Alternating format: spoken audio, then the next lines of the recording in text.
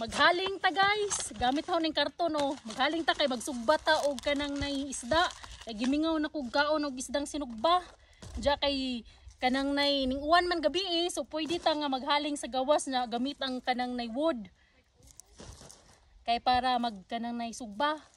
Kay kanang diri at sa Canada guys, basta gani dry season, di jud ka pwede nga magdaob ngani, bawal. Pero kay ning uwan man gabi pwede ra. Ito ra mga bata guys, nagkuha og firewood. Ang ahong mga tinanom diri na mga tomatoes. 2 days ago, gi-replant na ho siya. Pati diri ang atong mga atsyal. Ang isang nag-iisang talong.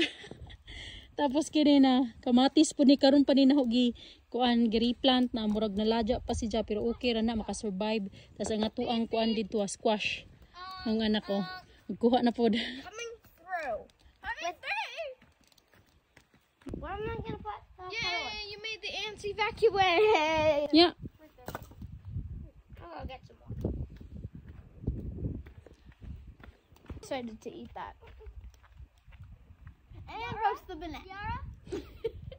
Kidding. Yara, do you want?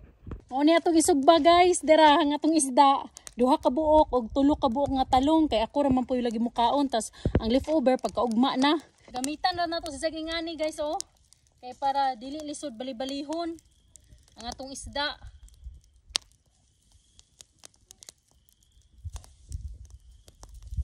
Ang atong ilak. Nara, ibutang nato dara. Diyan atong talong. Dali ra man ni siya mabaliktad. Ato nang ibutang diri There. Excited ko aning atong sugbaanan guys oh. Pinoy style guys ba? Makalingaw ba dyan? Ato nang balihon ang atong talong guys na.